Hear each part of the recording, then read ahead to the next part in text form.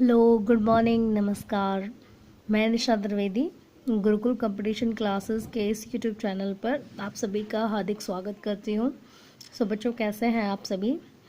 In previous classes we had started our 6th lesson of geography, that name was human resources, means मानव संसाधन.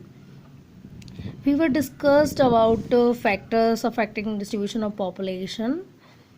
We also discussed about geographical factors like topography, climate, soil, water, minerals. Now we will discuss some factors of social, cultural, and economic factors. Now we will start. Social culture यानी कि सामाजिक और सांस्कृतिक, और economic यानी कि आर्थिक कारक. फर्स्टली हमारे पास है सोशल यानी कि सामाजिक. Areas of better housing, education and health facilities are more densely populated. Areas of better housing यानी जहाँ पे घर की अच्छी व्यवस्था है, एजुकेशन बहुत ही एजुकेशन वाले क्षेत्र हैं, शिक्षा वाले क्षेत्र हैं. हेल्थ फैसिलिटीज़ जहाँ पे शिक्षा से संबंधित और स्वास्थ्य से संबंधित सुविधाएं उपलब्ध हैं, उन क्षेत्रों में लोग ज़्यादा रहते हैं. जैसे एग्जांपल दिया है पुणे, ठीक है, पुणे है, मुंबई है, दिल्ली है. तो ये वो एरियाज़ हैं, वो सिटी हैं जहाँ पे लोग ज़्यादा बसते हैं, जहाँ वहाँ पर जाकर ज़्यादा बसते हैं क्योंकि वहाँ पे फैसिलिटी अच्छी होती हैं. चाहे एजुकेशन को ले लीजिए आप, चाहे हेल्थ को ले लीजिए, या फिर अपना हाउसिंग को ले लीजिए. तो इस तरीके की फैसिलिटीज़ ज़्यादा होती हैं जहाँ पर, वहीं पर लोग बसना पसंद करते हैं. नेक्स्ट है हमारा कल्चरल.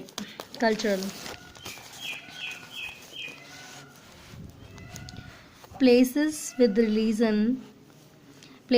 रिलीजन और कल्चरल सिग्निफिकेंस अट्रैक्ट पीपल. यानी कि प्लेसेस विद रिलीजन और कल्चरल सिग्निफिकेंस यानी कि वो प्लेसेस जिनका रिलीजन और कल्चरल सिग्निफिकेंस होता है, जिनका धार्मिक और सांस्कृतिक महत्व होता है, वो क्षेत्र भी, वो जगह भी लोगों को आकर्षित करती हैं. जैसे वाराणसी है, जेरूसलम है, एंड वेटिकन सिटी हैं. आर सम एग्जाम्पल्स, से कुछ उदाहरण हैं. तो स्टूडेंट्स, कुछ लोग ऐसे होते हैं जो धार्मिक प्रवृत्ति के होते हैं, और धार्मिक प्रवृत्ति का व्यक्ति उस जगह रहना ज़्यादा पसंद करेगा जहाँ पे वो अपने आप को भगवान के निकट पाता है. ठीक है, तो ये जो एरियाज़ हैं, वाराणसी वगैरह, जेरूसलम वगैरह, तो ये बहुत ही रिलीजन टाइप एरियाज़ हैं.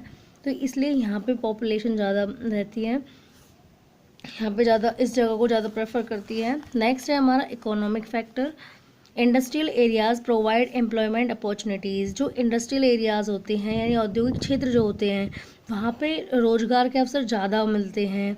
Large number of people are attracted to these areas. तो बड़ी मात्रा में लोग यहाँ पर बसने के लिए आकर्षित होते हैं, इन क्षेत्रों में बसने के लिए आकर्षित होते हैं. Osaka in Japan and Mumbai in India are two densely populated areas. Japan में ओसाका है और भारत में मुंबई, ये दो ऐसे क्षेत्र हैं जहाँ पे बहुत ही सघन जनसंख्या बसी हुई है. तो स्टूडेंट्स, आपने मुंबई के बारे में सुना भी होगा कि इसे सपनों की नगरी भी बोला जाता है. तो सपनों की नगरी बोलने के पीछे रीज़न यही है कि वहाँ पे एम्प्लॉयमेंट बहुत ज़्यादा है. तो लोग वहाँ पे सोचते हैं कि उनके सपने पूरे हो जाएंगे, इसलिए वो एम्प्लॉयमेंट की तलाश में मुंबई में जाते हैं. ठीक है, तो कहीं ना कहीं एम्प्लॉयमेंट के लिए और अपना रिलीजन और कल्चर के लिए लोग क्या है, एक स्थान से दूसरे स्थान पर इन जगहों पर ज़्यादा बसते हैं. ठीक है, नेक्स्ट है पॉपुलेशन चेंज यानी कि जनसंख्या बदलाव. अब जनसंख्या कैसे बदलती है? The population change refers to change in the number of people. The population change, जनसंख्या में बदलाव, refers to change in the number of people. तो ये किस चीज़ को रेफ़र करता है? ये रेफ़र करता है जो लोगों की संख्या में जो बदलाव होता है. अगर जनसंख्या में बदलाव हो रहा है तो इट मीन्स कि लोगों के नंबर में बदलाव हो रहा है, लोगों की संख्या में बदलाव हो रहा है. ड्यूरिंग अ स्पेसिफिक टाइम, एक निश्चित समय के दौरान. तो एक निश्चित समय के दौरान जब लोगों की संख्या में बदलाव होता है, तो इसका मतलब हम क्या कहेंगे कि पॉपुलेशन चेंज हो रही है, जनसंख्या में बदलाव हो रहा है. The world population has not been stable. जो विश्व की जनसंख्या है वो स्टेबल नहीं है, स्थिर नहीं है. हर टाइम क्या है, बढ़ती घटती रहती है. ठीक है, तो बढ़ती ही रहती है. मतलब जैसे अगर 130 करोड़ जनसंख्या है तो ज़रूरी नहीं वो 130 करोड़ ही रहे, क्योंकि बदलती रहेगी, उसके नंबर बढ़ते रहेंगे, ठीक है। तो स्टेबल नहीं है population. It has increased many fold as seen in the figure 6.3y। This is actually due to changes in the number of birth and death. तो ये जनसंख्या में जो बदलाव होता है, इसका कारण क्या है? इस बदलाव का मुख्य कारण है बर्थ एंड डेथ्स का नंबर में बदलाव, यानी कि जन्म दर और मृत्यु दर में जो बदलाव होते हैं, उनके नंबर्स में जो बदलाव होता है, उससे जनसंख्या में बदलाव होता है। For an extremely long period of human history, until the 1800, the world's population grew steadily but slowly. For an extremely long period of human history, मानव इतिहास में अगर हम पिछले पुराने समय में चलते हैं, until the 1800 यानी 1800 ईस्वी तक अगर देखें हम जनसंख्या का रूपांतरण देखते हैं, जनसंख्या का प्रारूप देखते हैं, तो the world's population grew steadily. तो जनसंख्या में वृद्धि हुई है बट स्लोली, परंतु कैसे हुई? धीरे धीरे हुई है। जनसंख्या में वृद्धि तो हो रही है, पर एकदम से जनसंख्या विस्फोट नहीं हो रहा है, एकदम से बहुत ज़्यादा जनसंख्या नहीं बढ़ रही है, धीरे धीरे बढ़ी है। Large numbers of babies were born, भारी संख्या में बच्चे पैदा हुए, but they died early too, परंतु वो जल्दी ही मर गए, जल्दी ही उनकी मृत्यु हो गई। This was as there were no proper health facilities, और ऐसा इसलिए था क्योंकि वहाँ पे कोई स्वास्थ्य संबंधी सुविधाएं नहीं थी। Sufficient food was not available for all the people, सभी लोगों के लिए पर्याप्त मात्रा में भोजन उपलब्ध नहीं था। Farmers were not able to produce enough to meet the food requirements of all the people, सभी लोगों की खाद्य संबंधी जरूरतों को पूरा करने के लिए किसान इतना अधिक उत्पाद नहीं कर पा रहे थे, भोजन इतना अधिक उत्पाद करने के योग्य नहीं थे, ये भी कह सकते हैं, ठीक है। As a result the total increase in population was very low. तो परिणाम स्वरूप जनसंख्या का जो स्तर था, बढ़ती हुई जो जनसंख्या थी, वो कैसी थी? स्लो थी उसकी स्पीड, ठीक है। जनसंख्या बढ़ रही थी बट स्लोली बढ़ रही थी। इन 1820 में the world's population reached 1 billion, परंतु 1820 तक जो विश्व की जनसंख्या थी वो 1 बिलियन तक पहुंच गई, ठीक है। 150 ईयर्स लेटर, परंतु 100 या 50 वर्ष बाद, इन द अर्ली 1970s, जब 1970 का दशक आता है, the world's population reached 3 billion, तो विश्व की जो जनसंख्या है वो 3 बिलियन तक पहुंच गई।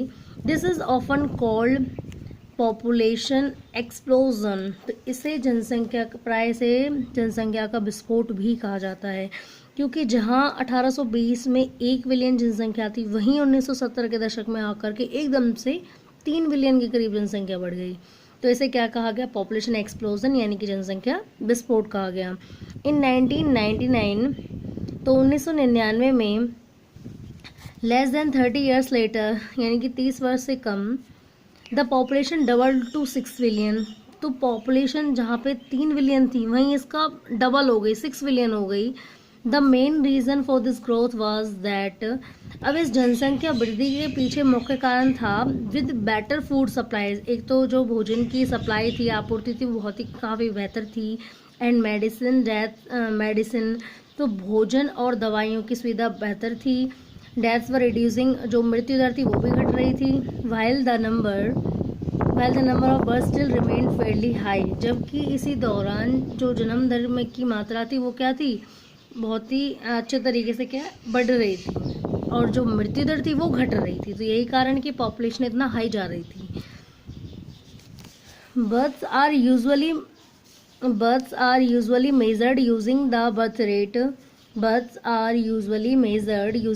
रेट। तो बर्थ यानी जन्म को प्राय जन्म दर में मापा जाता है, जैसे the number of live births per thousand people, जैसे कि 1000 लोगों के पीछे जन्म लेने वाले बच्चों की संख्या। Deaths are usually measured using the death rate, इसी तरीके से जो मृत्यु होती है, मृत्यु को मृत्यु दर के रूप में मापा जाता है। जैसे that is the number of deaths पर 1000 पीपल, जैसे कि प्रति 1000 लोगों के पीछे मरने वालों की संख्या, ठीक है। तो ये हो गई डेथ रेट। माइग्रेशन क्या होता है? Migration is the movement of people in and out of an area, यानी किसी भी क्षेत्र से बाहर निकलने या उसमें आने की जो मूवमेंट होती है, कोई गतिविधि होती है, उसी को क्या कहा जाता है? माइग्रेशन कहा जाता है। जैसे कि मान लो कोई एक कंट्री है, उससे लोग निकल के जा रहे हैं दूसरे देश में बसने के लिए, और दूसरे देश के लोग उसमें आ रहे हैं, तो ये क्या हो रहा है? एक तरीके से माइग्रेशन हो रहा है ये। Births and deaths are the natural causes of population change, जन्म और मृत्यु ये प्राकृतिक कारण हैं जनसंख्या बदलाव के।